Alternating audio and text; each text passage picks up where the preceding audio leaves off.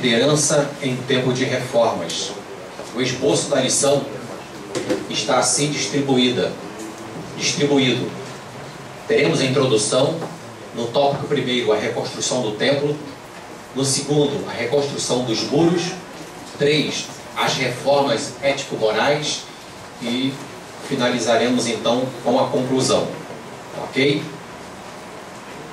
A introdução nos diz assim: a situação social e religiosa que precedeu a reconstrução de Jerusalém, sob a liderança de Esdras, Zorobabel e Neemias, foi de completo abandono.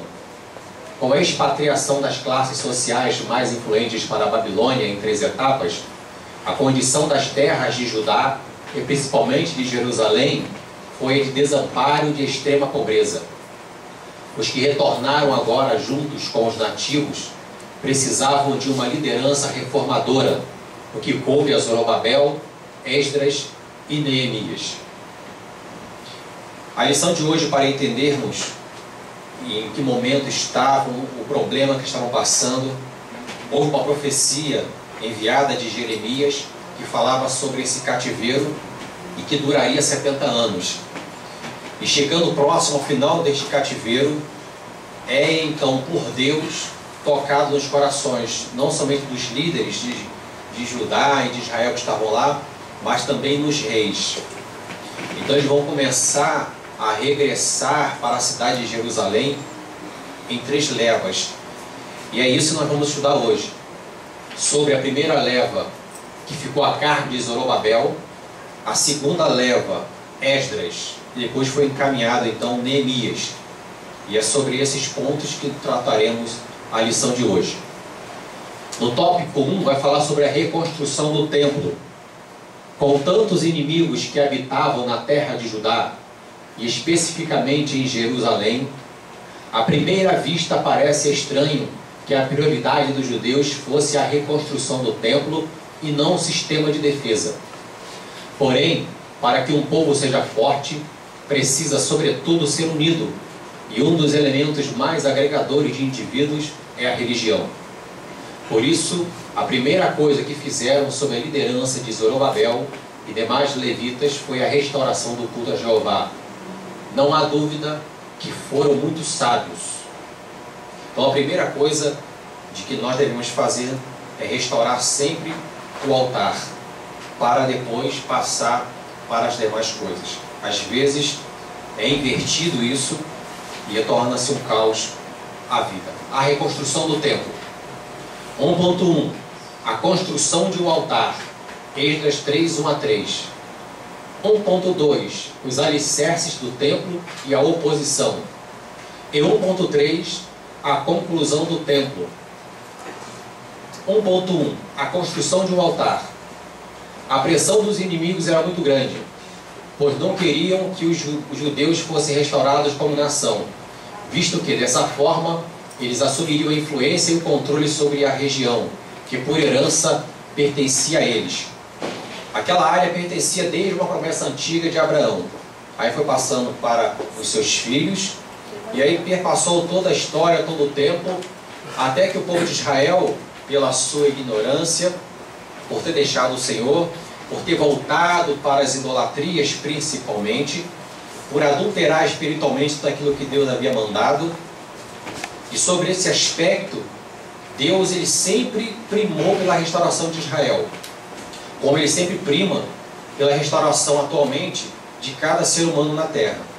Então Deus, como soberano, ele sempre quer ter aquele que ele julga estar ao seu lado. Então ele faz de tudo como um pai para restaurar o indivíduo, para restaurar a nação. E às vezes nós achamos que Deus nos sacrifica ou nos bate com vara, mas Deus ele tem os seus métodos de atuar em cada vida. Então com Israel ele mandou profeta, aí eles não ouviram a profecia, aí começou a mandar outras coisas para que eles atentassem quanto àquilo que Deus requeria deles e queria restaurar. Mas ainda assim eles não ouviram, até que chegou a um ponto fulminante que foi o exílio da Babilônia. Deus então suscita o rei chamado Nabucodonosor. que vai levar todo aquele povo para a terra dele. E não somente levar o povo, vai destruir toda a cidade de Jerusalém, vai acabar com os muros, vai queimar as portas, vai levar todos os indivíduos que ali estão, exceto alguns que ainda vão ficar. A Bíblia vai dizer que são aqueles pobres que vão ficar ali. E todos estão ali, são levados em cativo para a Babilônia. Mas somente isso aconteceu? Não. Coisas terríveis aconteceram lá. Porque a Bíblia diz que eles mataram tantas pessoas, incluindo mulheres, meninos e meninas. A Bíblia registra que mataram os meninos e as donzelas. Então não teve pena de ninguém. Aí a gente pode conjecturar um pouco. Mas que Deus mau é esse que mata até o povo que Ele ama? Mas como nós falamos, Deus mandou profetas, Deus mandou problemas, mas ainda assim eles não viram. Até que chegou um ponto fulminante que teve que levar não somente cativos, mas alguém teve que sofrer duras penas sobre isso aí. E aí também não teve só o cativeiro, mas também mortes naquele lugar. Tá? E muitos morreram, e dos que sobraram, porque fugiram e se esconderam, esses foram levados para a Babilônia, e lá ficaram no cativeiro com todos aqueles que estavam lá, e começaram a perder um pouco a sua identidade. Mas como foi profetizado por Jeremias, que levaria 70 anos, no final dos 70 anos, começa então a restauração daquele povo que é escolhido por Deus. Então começa essa leva. A pressão dos inimigos era muito grande, pois não queriam que os judeus fossem restaurados como nação. Porque toda aquela vizinhança, eles já sabiam historicamente da força e da nação de que eram os hebreus, de que Deus era com eles. Então, para começar a restaurar tudo ali, eles sabiam que eram problemas para eles. Primeiro, que eles faziam tudo em desacordo com o que Deus permitia. Então, Deus suscitando a nação de Israel novamente, com certeza ia ser problemas para eles. E aí vão ter então essa pressão dos inimigos para que não fosse restaurado aquela nação. E aí, chegando lá a Zorobabel na primeira leva, vai começar então pelo altar. Lá em Esdras 3, 1 a 3, está registrado sobre esse renovar deste culto, a restauração do altar, porque tudo começa no altar. A gente pode, como foi falado na introdução, eles poderiam ter começado pela defesa, levantar primeiro os muros da cidade. Mas levantando-se o muro, não teria então naquele momento levantado o altar e juntamente com o templo. E isso vale para nós hoje. Às vezes quer fazer tantas coisas em volta, mas esquecemos que a primeira coisa que devemos fazer é restaurar o nosso altar como ponto fundamental para tudo que a gente queira fazer. E às vezes queremos fazer tantas coisas, mas esquecemos de restaurar o nosso próprio altar como servos de Cristo. E a primeira coisa fundamental é restaurar o nosso altar. E depois que faz a restauração do altar, aí sim passa para as demais situações. Então eles começaram pela restauração de um altar.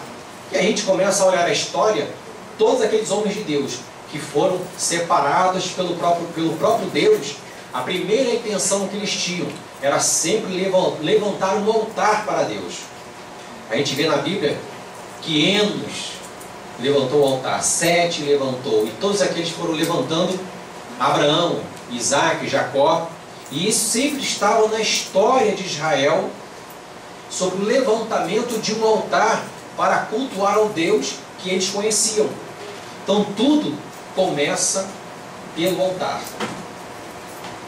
E às vezes o tempo passa, nós esquecemos um pouco do nosso altar, aí o altar começa a ficar em cinzas, e devemos novamente restaurar o nosso altar, retirando as cinzas para novamente começar a restaurar o altar de todo aquele que queira verdadeiramente servir a Deus.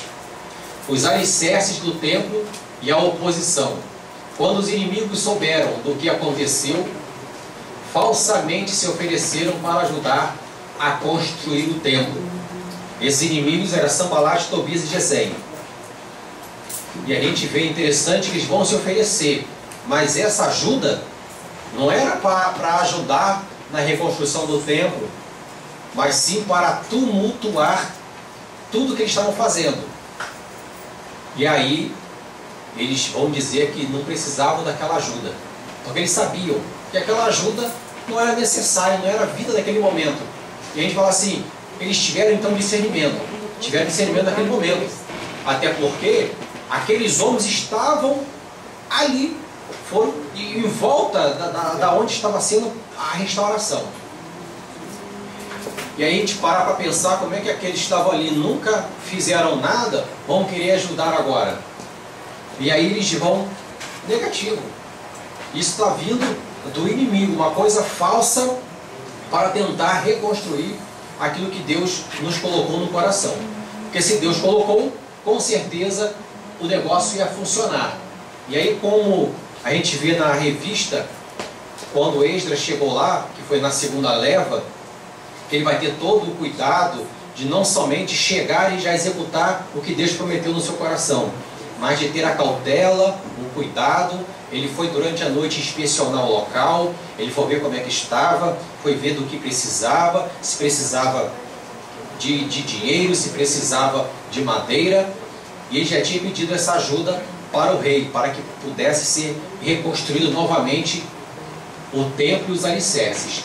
A conclusão do templo: todos nós gostaríamos de que a obra de Deus se efetuasse sem oposições, mas aprendemos que devemos ser firmes, pacientes e constantes enquanto aqui estivermos.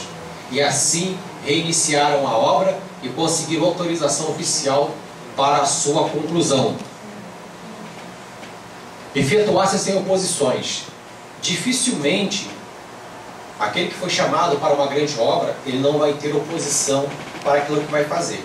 Então, quem é chamado para liderar, ou vai ser algum dia líder, isso que a gente fala de líder, não é somente ser líder de igreja, ser pastor, mas líderes departamentais, líderes de qualquer algo que venha às suas mãos, sempre vai ter oposição. Para termos perseverança, paciência, para que sejamos trabalhados nisso. Então, tudo que vamos fazer, vamos ter sempre oposição. Isso tanto no meio secular quanto no meio cristão. A gente partindo para o secular, quantos nós às vezes reclamamos que estamos fazendo o nosso trabalho, e chega sempre aquele colega que quer te atrapalhar no serviço. Então isso lá é resolvido. Mas quando nós falamos de obra cristã, de obra para o Senhor, obra para Deus, sempre teremos alguma oposição. E quando não temos oposição, vamos ter desafios que vão surgir na nossa frente, barreiras, que devemos vencer essas barreiras. E aí, para vencer as barreiras, não somente pelos nossos esforços, mas teremos que ter sempre a ajuda daquele que nos falou. Então, se Deus prometeu algo, com certeza aquilo será cumprido. Mas oposição sempre terá. Eles tiveram no seu coração o desígnio e o desejo de fazer não somente a reconstrução do templo, mas também as do muro, a gente vai ver logo em seguida. E aí eles falaram: Deus falou conosco, então vamos apelar. E será que eles acharam que ia ser coisa simples? Não. Chegando lá, encontraram vários empecilhos, várias situações difíceis, porque estavam tudo destruído. Chegaram, estavam tudo em ruína, porque foi tudo queimado por Nabucodonosor. Tudo ali foi destruído. Aquilo que eles tinham na memória do passado vai começar novamente a trazer à mente deles como era o templo, como era a cidade, e tudo destruído. E agora? Reconstruir tudo, aqueles escombros.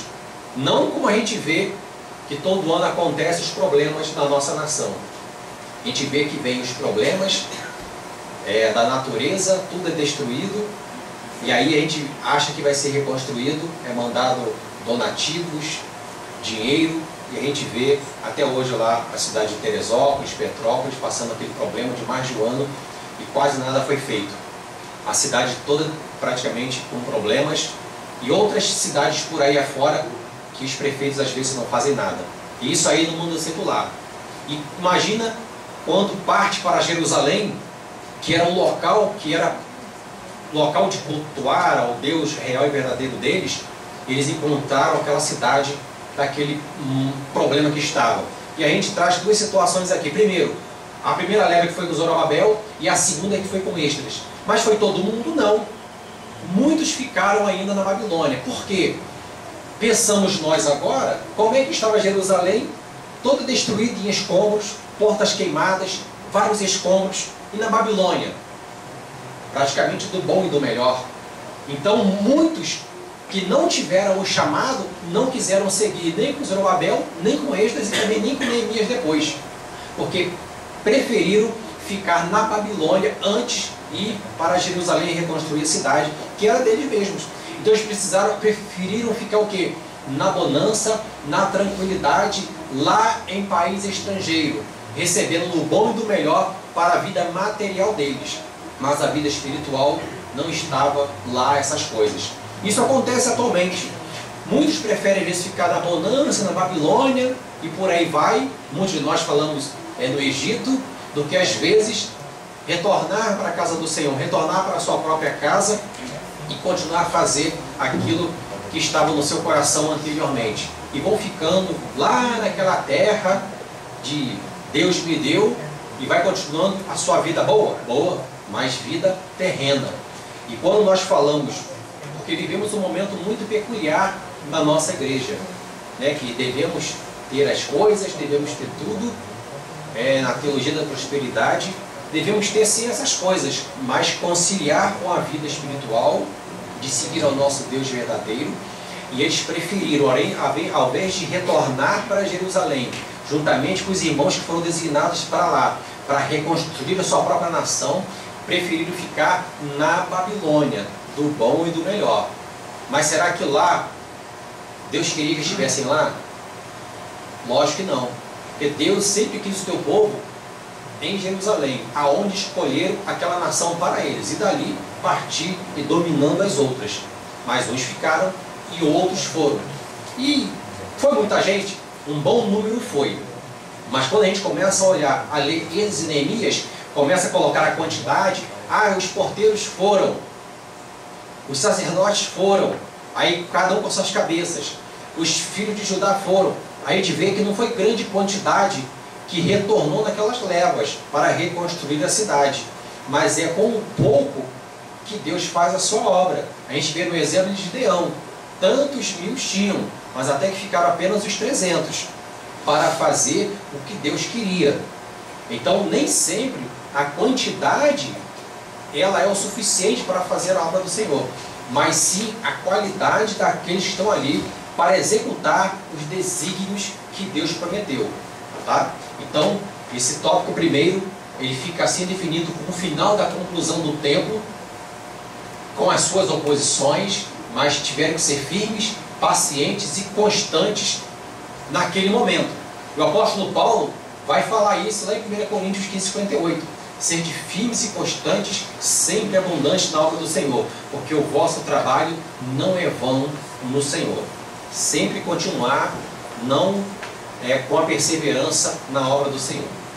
Tá? Então a gente finaliza o tópico primeiro sobre a reconstrução do altar e do templo.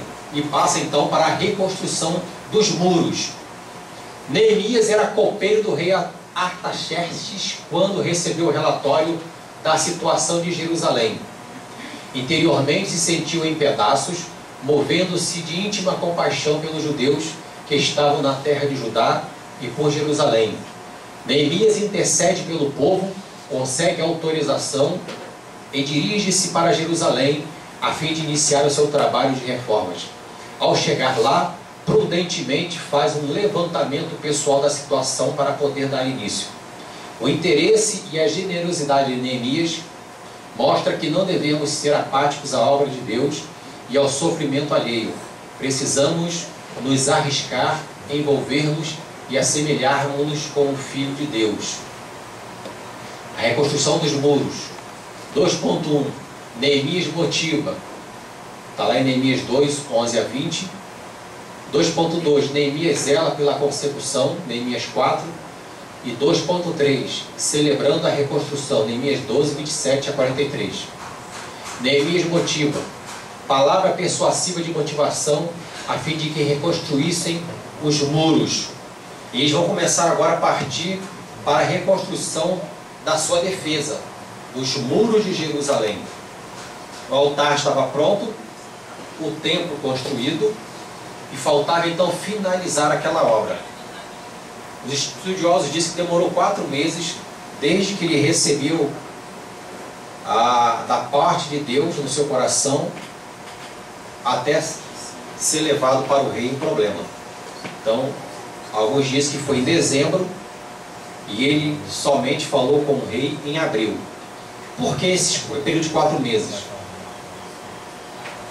A gente não sabe biblicamente o porquê dessa demora, mas conjecturamos algumas situações. Primeiro, porque ele deve ter esperado abril, porque seria o melhor mês para fazer a leva, que era a terceira leva para Jerusalém. O segundo motivo, ele deve ter ficado em oração para realmente confirmar se aquilo era de Deus, ou se era para ter estratégias em falar com o rei. Porque às vezes recebemos algo e não é aquele momento de falar. Devemos esperar o tempo propício, o momento certo para a gente agir e falar alguma coisa. E ele foi sábio então nesse procedimento, aguardou o tempo devido para então falar com o rei. Até porque o rei o achou meio triste, abatido, e perguntou, porque ele sempre servia com alegria. E ele então falou dos problemas que estavam acontecendo em Jerusalém. E o rei então vai liberado para lá, porque aí é o que Deus faz. Trabalha no coração daqueles que não são de Deus. A gente não pode falar que não são de Deus, né? Porque isso às vezes é um problema, falar que a pessoa não é de Deus. Porque como criatura, todos são de Deus. Não quer dizer que eles são convertidos a Cristo Jesus. Vamos dizer, aqueles que não têm a fé em Deus. Então os reis não tinham a fé em Deus propriamente dito. Mas Deus, de alguma forma, tocou no coração deles, de alguma forma, de que a gente não sabe. Pode ter falado com, por exemplo, com Ciro, que foi o que liberou.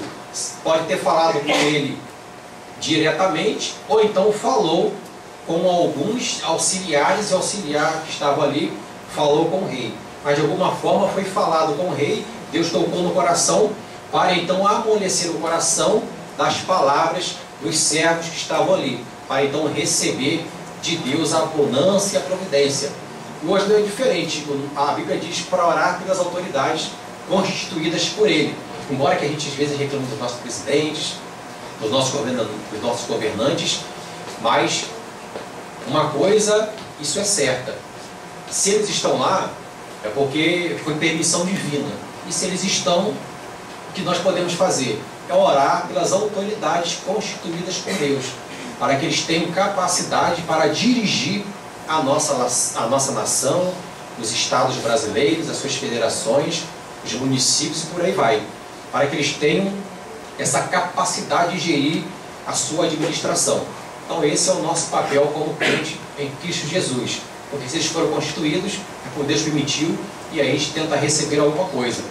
E nem sempre que estão lá vão ser crentes, mas se a gente pegar aí muitos governantes do Antigo Testamento, Deus não poderia, então, vamos tirar Artaxerxes, vamos tirar Ciro, vamos tirar Dário, que foram praticamente os três reis dessa época, que foi o babilônico e o persa.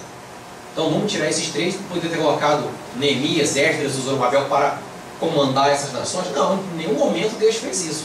Manteve eles lá, mas Deus sempre separou aqueles que eram para a administração das nações e aqueles que eram chamados para constituir a sua nação provedora. Então Deus ele não tem essa preocupação. Igual a gente fala assim, mas tem que colocar um presidente, um governador que é crente. Não. Isso aí não faz parte de nós colocar uma imposição para que sejam governantes crentes. Mas devemos sim, por obrigação, procurar aquele que seja temente a Deus para estar lá. Porque se aquele que estiver lá for temente a Deus, vai fazer a coisa certa. Porque muitas das vezes vai no crente que acaba se desviando lá e torna-se um problema sério. Como aconteceu com o que lá estavam. Por que passou muito tempo os judeus, ou os judeus tendo problemas com os samaritanos? Porque até então não eram judeus. Então eles começaram a regressar do cativeiro. Aí a partir deste momento eles passaram a ser chamados de judeus. Foi nessa época aqui, que até então todo mundo era hebreu, hoje israelense. E a partir deste momento eles passam a ser judeus. E vai passar a ser até o dia de hoje. E passando a ser judeus, eles passam então ter essa problemática com os samaritanos, que também eram seus irmãos no passado. Por que eram os samaritanos? Aqueles que estavam morando, que eram vizinhos de Jerusalém, que foram para lá, que ficaram lá, foram contaminados e deixaram de seguir o Deus de Israel. Aí quando teve a primeira leva, como começaram a receber a palavra novamente, porque Zorobabel foi, depois Esdras foi levantado profeticamente como aquele homem de fé para restaurar a palavra do Deus que havia sido esquecida. Ele vai então começar a restaurar toda a palavra, e que a partir desse movimento aí, que até hoje os judeus têm a Torá como o livro principal deles, que aí vai ser restaurada toda a palavra, e é por meio da palavra que vem a fé, e que eles mantêm até hoje. É a partir desse momento que eles voltam do cativeiro. E depois vem Neemias para reconstruir os muros, e aí eles vão se deparar com a situação dos samaritanos, que esqueceram tudo aquilo que haviam aprendido. Então, para os judeus, por isso que havia sempre esse problema dos judeus com os samaritanos. E Jesus, quando vai voltar, ele também vai falar sobre os samaritanos.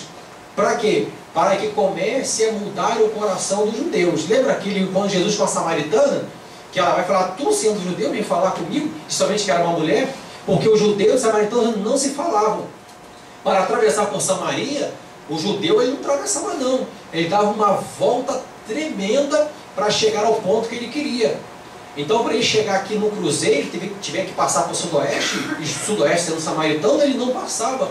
Ele dava a volta, nem que fosse lá pelo noroeste ou Toganá, para chegar no cruzeiro, para não passar pela vila dos samaritanos. E é isso então que Jesus começou a mostrar para eles, que eles deveriam mudar de posição, que já o tempo tinha passado e eles estão com aquilo no coração, sempre remoendo, mas não é isso que Jesus veio fazer. Para que todos aqueles que crescem agora nele, começou a ter uma modificação. Então essa foi a problemática de quando eles chegaram lá, que encontraram esses desafios. Neemias ela pela consecução. Os trabalhadores, porém, armaram-se para continuar a obra, providenciaram trombetas para o toque de alerta caso a situação necessitasse. Então tinha os inimigos ali impedindo que eles reconstruíssem os muros. Como o muro, nós falamos que era a defesa deles, o que os inimigos estavam pensando? Vai ser restaurada essa nação? Vai mandar carta. Mandou carta para o rei dizendo o seguinte: olha só, eles estão não somente reconstruindo o templo, mas estão reconstruindo os seus muros. Lembra dessa nação antigamente que eles fizeram? Eles eram nações sanguinárias, acabaram com isso, fizeram isso, o Senhor vai deixar isso? Aí o rei então recebe aquela carta, endurece o coração e manda cessar a construção do templo e manda parar tudo. Isso um pouco antes da reconstrução dos muros. Aí logo depois há uma profecia de Ageu e Zacarias e começa então a reconstrução do templo. E aí nessa reconstrução eles mandam novamente a carta, mas o rei vai buscar que foi determinado pelo rei Ciro. E quando ele pega nos seus alfarrapos, nos seus arquivos, está lá registrado que foi mandado reconstruir. E a obra continua. E quando chega na reconstrução dos muros, vai ter o mesmo problema dessa perseguição. E aí eles vão ser suscitados ali para fazer a obra parar. Porque eles vão começar a construir, e quando então é chegada essa... não é a resposta, mas quando chega essa informação para que estavam reconstruindo os muros, de que os inimigos estavam procurando ocasião para combatê-los, eles vão tentar então fechar as brechas. Quantos de nós já ouvimos até a pregação contra esses muros aí de Jerusalém sendo construídos? Fecha sua brecha, irmão, não deixa ela aberta. Eles vão tentar começar a fechar as brechas, mas para fechar, eles vão dividir o povo então. A metade trabalha e a outra metade fica em vigilância, para que se alguém vier atacar, eles estão ali prontos para responder. Então a metade vigiando e a metade trabalhando. Nos dias atuais, também acontece isso. Nós trabalhamos, fazemos tudo aquilo que Deus colocou para fazermos. Mas, enquanto trabalhamos, nós vigiamos. A Bíblia não diz: orai e vigiai. E aí, a mesma coisa que servia no passado, hoje ela é espiritual. Se naquela época eles vigiavam para que não viessem acabar com a construção dos muros, hoje também nós trabalhamos e vigiamos para que o inimigo não venha destruir os nossos muros. O que são esses muros? São as nossas defesas. O apóstolo Paulo vai falar sobre a nossa armadura, vai falar sobre o capacete da salvação, a palavra, o escudo da fé. Ele vai começar a falar sobre tudo isso que nos resguarda da nossa armadura. Porque ele está fazendo um simbolismo com os cidadãos, os soldados romanos. Então hoje para nós, não somente essa armadura, mas nós também temos que ter a nossa defesa para guardar os nossos muros. Porque muitas das vezes, a gente querendo ou não, mas eu estou dizendo se um é fraco e o outro é forte. Não queremos colocar isso aqui em discussão de fraqueza ou de se um é forte ou outro é fraco, não. Todos nós, em algum momento da nossa vida, às vezes, temos as nossas fraquezas. E aí, por algum motivo, surgem as brechas de alguma forma. Elas são trincadas, são partidas, ficam meio abertas, e a gente precisa, então, fechar e restaurar essas brechas. Mas, às vezes, quando vamos buscar para fechar essas brechas, o inimigo ele tenta se infiltrar ali para minar. Assim acontece ali na chuva, tem uma rachadura que é pequenininha, aí a água vai ali se filtrando, aí a rachadura vai aumentando. Quem tem carro então vê muito isso agora na época da chuva. Passa um dia, um buraquinho pequenininho, quando você passa 2 dias depois já está um rombo, passa uma semana, é um buraco enorme. E assim funciona, a gente vê lá igual casa, apareceu uma rachadura fininha. Se a água começar a minar, aquela rachadura vai ficar tão grande que você vai ter que reparar, porque se não reparar, a casa ela cai, o teto vai desabar. Assim é com a nossa vida. A gente vê uma pequena fissura. Se a gente não for ali trabalhar aquela brecha que está em nós, para impedir que o inimigo ele adentre por ali, como água minadora, se a gente não fizer isso, um momento o teto vai cair. Nós somos aqui, nós somos o altar. O altar ele tem que estar pronto, restaurado e pronto. Se tiver alguma fissura e não restaurarmos novamente, a coisa ela desanda, tudo cai, tudo desaba. E isso vale para as nossas vidas. Fechar as nossas brechas dos nossos muros, para que o inimigo ele não venha tentar entrar por ali, porque o inimigo estão sempre à espreita. Como é que foi aqui? Os inimigos ficavam olhando para eles trabalhando. Ó, estão lá trabalhando, mas olha só, tem brechas abertas. Vamos lá. E aí que eles colocaram cada um para fechar as suas brechas e terminar de construir o seu sistema de defesa, que eram os muros. E o que acontece hoje? De igual modo, o inimigo ele está sempre à espreita, ele está sempre ali pronto. Um vacilo nosso, se não vigiarmos, ele entra. E se não vigiarmos, irmão, é para todos nós. Independente do grau eclesiástico, todos nós estamos suscetíveis a isso. Então a vigilância, ela é constante. A vigilância, ela é perseverante na nossa vida. E isso é diário. Porque senão a fissura pode aumentar. E a gente não pode deixar as fissuras aumentarem. Temos que sempre estar em toque de alerta quando é necessitado para nós. 2.3. Celebrando a reconstrução. A dedicação dos muros foi feita em celebração. Todos os músicos levitas foram convocados especialmente e o evento foi de alegria geral, celebrando a reconstrução. E aí é a alegria, depois de tudo feito, de tudo construído, o altar pronto, o templo construído, os muros, o sistema de defesa tudo pronto, as brechas fechadas, os muros terminaram de reconstruir, e aí celebrando a vitória. E quando é que vamos celebrar a nossa vitória? Só temos 2 motivos para celebrarmos a vitória. Ou se partirmos daqui de morte física, com a nossa vida espiritual intacta, e aí aguardaremos a ressurreição dos mortos, ou então se Jesus voltar hoje e nos arrebatar, estaremos com Ele. Assim nós cantaremos o hino da vitória. Porque enquanto estivermos aqui na terra, nós sempre estaremos reconstruindo os nossos muros, nosso sistema de defesa. Porque o nosso sistema de defesa, ele nunca é 100%. Não existe um ser humano que tenha o seu sistema de defesa 100% pronto. Nunca vai existir isso. Estamos sempre, continuamente, fechando as fissuras. Porque as fissuras, elas sempre vão tentar se abrir.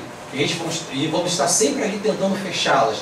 Fechamos aqui um dia, fechamos outro, e vão sempre aparecer rachaduras diferentes. Às vezes uma é na parede, outra é no teto, e por aí vai. Assim na nossa vida.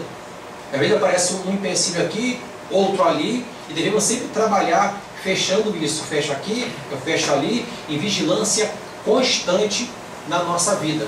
Porque se nós não vigiarmos, nosso sistema de defesa está sempre fraco e falho. Então, como nós somos conhecedores disso, que nosso sistema de defesa ele é sempre fraco e é sempre frágil, então devemos estar sempre atentos e vigilantes quanto a isso. E aí sim, celebraremos não essa reconstrução, mas no mundo espiritual, sim, quando nós partirmos, estarmos sempre com o Senhor. Então aqui eles sempre celebraram a reconstrução. Então chamaram os levitas, os sacerdotes, e foram então celebrar a vitória. As reformas ético-morais. Embora as reformas de natureza religiosa e de estruturação da defesa tivessem sido levadas a efeito, ainda precisavam continuar na sua diversificação para o bem-estar daquela sociedade. Isto é, eles precisavam vivenciar o conjunto de regras e deveres para com os seus semelhantes que já estavam prescritas na lei de Moisés. Logo os reformadores perceberam que precisavam combater duas frentes destrutivas, os inimigos externos, que eram os samaritanos, com os demais povos misturados, e os internos, que eram os próprios judeus, que começaram a explorar a seus irmãos. 3. As reformas ético-morais está se distribuindo. 3.1. O bom exemplo de Neemias. 3.2. Medidas contra a exploração do próximo. E 3.3. Medidas contra o casamento misto. O bom exemplo de Neemias. Neemias procurou mostrar o seu temor a Deus e respeito para com o próximo, em que jamais buscou tirar proveito para si, mesmo de suas funções. Então, o bom exemplo de Neemias, mesmo ele tendo o cargo sobre os seus ombros, ele não se permitiu explorar o povo. Então, ele chegando lá, a primeira coisa que foi fazer foi mostrar para os demais. E aí quando a gente fala em mostrar, esse mostrar é com a prática do exemplo. Então ele vai começar a mostrar sobre o seu temor a Deus e respeito para com o próximo. E o que Jesus sempre buscou com isso aqui? Quem lembra dos 2 mandamentos no Novo Testamento? Amar a Deus sobre todas as coisas, seu próximo como a ti mesmo. E o que ele buscou aqui? O respeito para com o próximo do que estava acontecendo ali. O bom exemplo de Neemias. A mesma coisa Jesus mostrando na época de Jesus. Olha só quanto tempo se passou e o que estava ainda continuando até a época de Jesus. Para começar então realmente mudar. Então, o que começa a mudar? Somente com Cristo Jesus. E aí começa a ter então o próximo. Agora, é simples? Não, não é tão simples. É fácil? Não. Mas devemos buscar isso. Porque está na palavra. Amar o próximo como nós mesmos. E aí tem várias características, situações que a gente olha, a gente fala realmente, eu estou muito distante daquilo que a palavra diz. Amar o próximo como a mim mesmo, quer dizer, aquilo que eu quero para mim, eu quero para o próximo. Mas nem sempre é assim. Porque eu me vejo de uma forma e vejo o outro de outra forma. Eu sempre vejo o outro como distante de mim. E nunca como eu mesmo. Porque se eu faço algo, eu acho que aquilo que eu vejo o outro fazer, às vezes eu não dou valor. Isso é muito interessante. Não sei nem se eu vou encontrar aqui, mas no meu alfarrapo aqui, eu tenho algo interessante como é que às vezes a gente enxerga como nós nos enxergamos e como nós enxergamos o outro.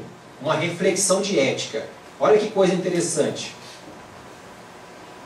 Quando o irmão leva muito tempo para fazer algo, é lento. Quando eu levo muito tempo, sou cuidadoso. Quando o irmão não faz o que deve ser feito, é preguiçoso. Quando eu não faço, estou muito ocupado. Quando o irmão sustenta com firmeza seu ponto de vista, é estúpido. Quando eu sustento com vigor, estou sendo firme.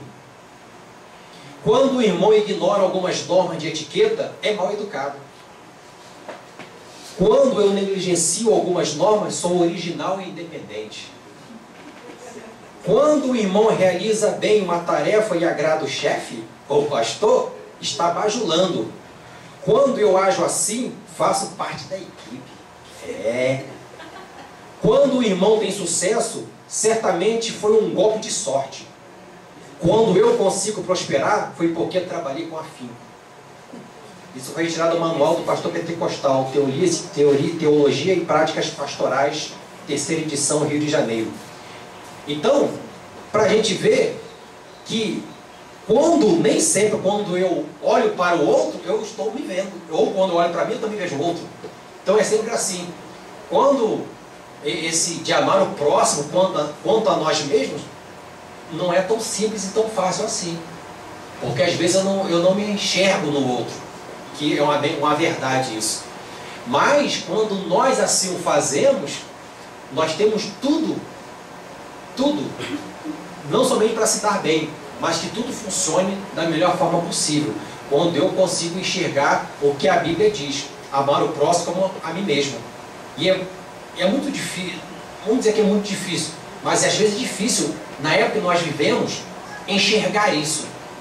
Algo que o outro tem e que às vezes eu não consigo enxergar isso. E às vezes os problemas de que nós passamos quanto a isso. E aí traz isso aqui, ó, o bom exemplo de Neemias. Mostrar o temor de Deus e respeito para com o próximo, que hoje tem fugido muito das nossas igrejas, em que jamais buscar tirar proveito para si mesmo de suas funções. 3.2. Medidas contra a exploração do próximo. Aqui é um camarada carregando um peso enorme. O povo, não tendo mais o que fazer, foi clamar a Neemias, que reuniu a todos e exigiu o perdão das dívidas e a restituição das terras. O povo estava na pindaíba danada, devendo Deus e o mundo, e aí com aquela problemática, apareceu quem? Sempre aparecem aqueles que estão querendo se aproveitar da situação alheia, não é assim? Às vezes o camarada está numa maior dificuldade, passando um problema muito difícil. Aí outro chega lá para subornar, você realmente está passando, mas olha só, você vende isso aí por X que eu compro, aí você se livra. Mas na realidade ele está usurpando. Um exemplo, né? Vamos ver, eu tenho esse teclado aqui, esse teclado é meu. E aí ele vale não sei quanto, vamos pegar um exemplo aqui, vale R$2.000. Só que eu estou passando uma vida dele tão ruim, que aquilo que apareceu, vendo, a camarada apareceu, eu compro R$300. Dá ou levar. O câmera está tão na dificuldade que ele vai oferecer aqui R$300. E é isso que estava acontecendo com essa problemática aqui das dívidas.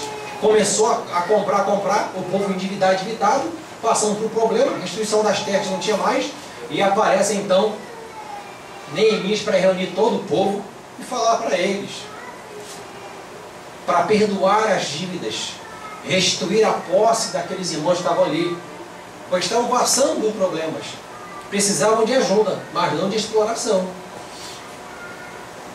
E a ajuda, ela é sempre favorável no reino de Deus.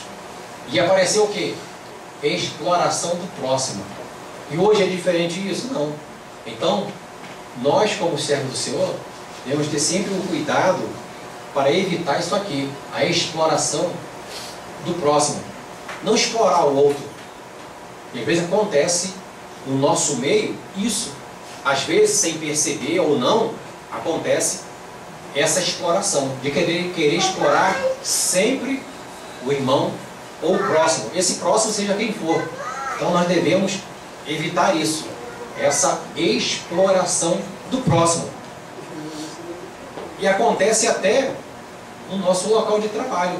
Se eu tenho um trabalho para fazer, e aquele trabalho tem que ser feito em grupo, por que que eu vou então explorar o meu colega de trabalho e deixar ele fazer quase tudo e eu faço quase nada?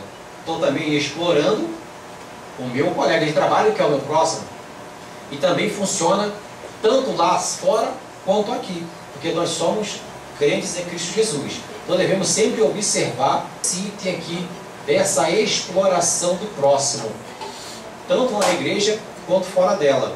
Então observar o que os irmãos fazem, para não sobrecarregar os irmãos. E é claro que na igreja, muitos de nós temos as nossas fatias de trabalho, mas nós temos que ter sempre cuidado disso, para não explorar o irmão, para não explorar aquele que está ao nosso lado, que está seguindo conosco. Então aqui nesse caso, foi o perdão das dívidas e a restituição das terras, que eles tanto precisavam. Porque senão, se não tivesse o perdão das dívidas e a restituição da terra, não seria levantada como uma nação. Porque o povo até então não ia prosperar. Por exemplo, para que os irmãos entendam melhor, vamos pegar o nosso país como exemplo. Por que o nosso país passa por alguns problemas? Porque nós temos uma das maiores discrepâncias entre salários. Nós temos poucos que ganham muito e muitos que ganham pouco. Então nós temos uma fatia separada da sociedade muito díspare, muito diferente disso. Então não existe uma nação que prospere a não ser que haja uma divisão da sua renda. Então um país, para ser um país emergente, que quer galgar o primeiro mundo, ele tem que ter uma distribuição de renda. E nós temos uma distribuição de renda? Não, nós somos nos piores países em distribuição de rendas. O que que Neemias estava querendo fazer com isso aqui? Perdão das dívidas e restituição das terras. Para que não tivesse isso. Porque quando você não tem uma distribuição disso, você não passa a ser uma nação como uma potência. Israel, naquela época, Judá então surgindo, teria que ser então uma nação para combater aqueles que ali estavam, para que se formasse como uma nação verdadeira. E os inimigos tinham o que quanto a isso? O medo. Por que tinham medo? Os vizinhos de Israel sempre tiveram medo de uma nação constituída. Desde quando eles foram para o cativeiro e retornaram, eles sempre tiveram esse medo. E aí até que acabou-se em 1948, que realmente formalizou-se o Estado de Israel como nação. Mas eles sempre tiveram medo de Israel como nação. E até hoje eles têm. Porque Israel sempre foi protegido por Deus como nação verdadeira. Então, o perdão das dívidas e a restituição das terras para que realmente fosse uma nação em termos igualitários. Ok? Então, medida contra a exploração do próximo. 3.3. Medidas contra o casamento misto. O casamento misto não era uma situação isolada, mas tornou-se um grande mal, pois tal prática estava generalizada.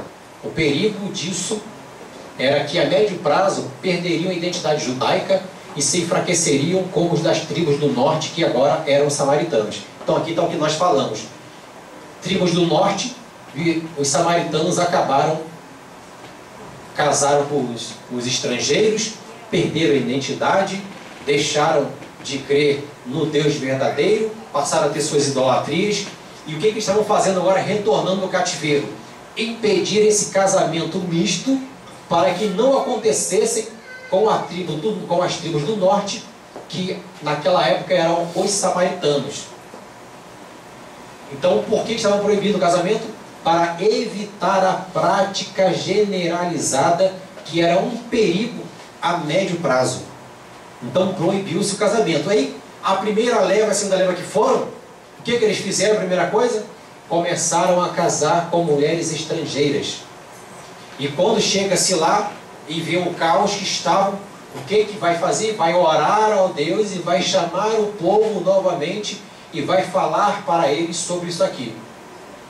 E foi muito doloroso, porque quando a gente para pensar que existiam famílias constituídas já, E o povo, a partir daquele momento que recebe a palavra, para passar a fazer o que a lei recomendava, e o que está sendo ali determinado pelos líderes, eles tiveram que arcar com essa consequência do casamento misto, estavam tudo ali misturado. Então a Bíblia diz que eles tiveram que largar suas esposas e retornar sozinhos para constituir a nação. Foi um momento de choro, porque tiveram que desamparar as famílias que já estavam constituídas naquele lugar, para que fizesse novamente uma nação pura, para que não tivesse os estrangeirismos, os casamentos mistos. E hoje, como é que funciona isso? Da mesma forma, com algumas diferenças. Quais são essas diferenças? Que hoje quem é casado não precisa largar o seu esposo e nem largar a sua esposa. Continuam crentes da si mesmo, porque o apóstolo Paulo diz que a mulher crente santifica o seu marido e vice-versa. Então a pessoa que é crente, depois que se converte, ela santifica o seu cônjuge. Então o apóstolo Paulo recomenda a não acontecer mais essa separação. Evita antes, porque às vezes os pensamentos eles são diferentes. Os pensamentos são totalmente diferentes daquele que é crente. Quando a gente fala crente, é aquele que realmente faz a vontade de Cristo e segue. Porque às vezes tem muitas pessoas que se falam que é crente, mas às vezes não frequenta a igreja, só vão uma vez por mês e por aí vai. Então a gente fala crente é aquele que realmente segue os princípios bíblicos. Então a pessoa aceitou a Cristo e se vier a casar com uma pessoa que não é crente, vai ter alguns problemas futuros, a não ser que aquela pessoa se converta. Do contrário, terá alguns problemas. Por quê? Primeiro, a pessoa, alguns até permitem, mas uma boa parte não vai permitir que a pessoa esteja na igreja, aos cultos de doutrina, cultos de domingo, escola dominical, ou algum evento que aconteça.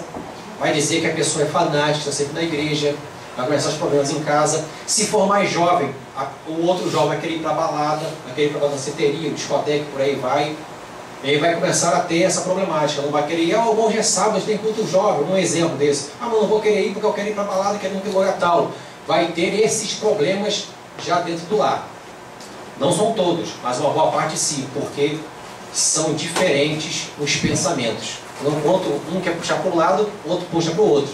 Então, na medida do possível, sempre evitar casamento misto fora da igreja. E isso, quando a gente fala de casamento misto, não é só casamento com pessoas não crentes. Às vezes, mesmo sendo crentes, tem que ter esse cuidado, porque, um exemplo da menina, se o rapaz ele é, um exemplo, se ele é assembleano e a menina é batista ou presbiteriano, geralmente a mulher tem que seguir o marido, pelo menos isso é o que deve ser. Então ela tem que deixar os seus princípios seguir. Se não tiver problema, não tem problema algum, mas também não pode ter esse problema entre os modos de enxergar a teologia. Então às vezes acontece isso também. Então não somente lá, mas dentro também das igrejas acontece muito isso. Que é uma de uma igreja, outra de outra, sabe que tem que deixar um e seguir o outro. Ah, mas eu não quero saber que eu estou na minha igreja, eu vou ficar o pé lá. Não, a mulher ela tem que respeitar o seu marido e tem que seguir onde o marido está. Se o marido ele é de uma determinada igreja, ela tem que seguir aonde o marido está. Por isso que há o noivado, o pré-casamento é para isso, para que eles resolvam ali como é que vai ficar. Tudo bem, tem aqueles maridos que aceitam a palavra da esposa. Não, tudo bem, eu vou ficar contigo onde você está congregando, já está bastante tempo lá, você nasceu lá, e eu fico lá. Mas nem sempre isso é o ideal. E para não existir conflito, a mulher tem que seguir o seu futuro marido, para evitar os problemas e até de julgo desigual. A gente fala de julgo desigual só entre crente e não crente, mas isso vale tudo, para não ter o julgo desigual no próprio lar. Então, tem que ter sempre esse cuidado. Aqui a maioria, uma boa parte que já é casado, mas para os solteiros, há uma dica muito importante, tá? Então, antes da conclusão, a gente finaliza a lição com os 3 tópicos que foram fundamentais da lição de hoje. Foi a restauração dos muros, a restauração do templo e a restauração dos muros. O primeiro foi o altar, o segundo o templo e o terceiro os muros. Então, sempre de dentro para fora. Então, como é que faz a transformação da nossa vida? A nossa transformação ela é de dentro para fora e nunca de fora para dentro.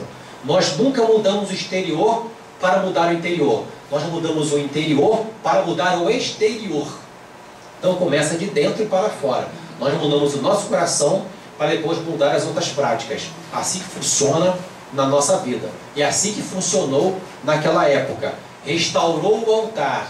O altar restaurado, passaram a então reconstruir o templo. Reconstruir o templo. Alegraram-se. Uns choraram e outros alegraram-se. A Bíblia diz que uns estavam chorando e outros estavam alegres, regozijando. O regozijo era o mesmo, mas por que uns estavam chorando e outros estavam alegres? Uns estavam chorando, que eram os mais antigos, os velha-guardas, os das épocas passadas, chorando porque eles viram o primeiro templo como era, como estava aquele esplendor. E logo depois eles veem então sendo reconstruído o templo e lembrando de como o templo era, como o segundo templo agora.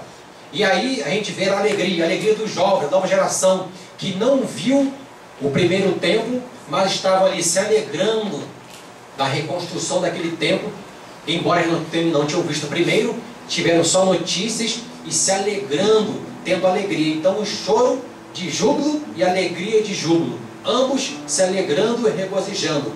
Os anciãos do passado com a nova juventude, todos eles se alegrando na reconstrução do templo. E aí fosse então reconstruir os muros, fechar o sistema de defesa para que os inimigos não pudessem invadir a cidade de Jerusalém, a cidade de Judá. Ok? A conclusão diz assim: apesar dos grandes desafios, esse foi um tempo de prosperidade e de alegria para os judeus. Retornaram para as suas terras, reconstruíram o templo, os muros, a cidade, retomaram o comércio, etc. Todavia, não teriam conseguido sem líderes capazes como Esdras, Zorobabel, Neemias e vários outros reformadores. Realizar a obra de Deus é se mover, é empreender reformas, é ter coragem para o recomeço na vontade dele. Se assim é, mexa-se e faça a sua parte. Então, quando precisar da sua ajuda, precisar dos seus afazeres, precisar da sua boa vontade, faça, porque é para a obra do Senhor. Sabemos que teremos sempre empecilhos, teremos obstáculos, teremos desafios a enfrentar, mas mesmo assim, nós sabemos que lá na frente, a vitória, ela é garantida. A vitória, ela é garantida. Temos que ter certeza disso. Zorobabel, Esdras e Neemias, eles sabiam que a vitória, ela estava garantida por Deus.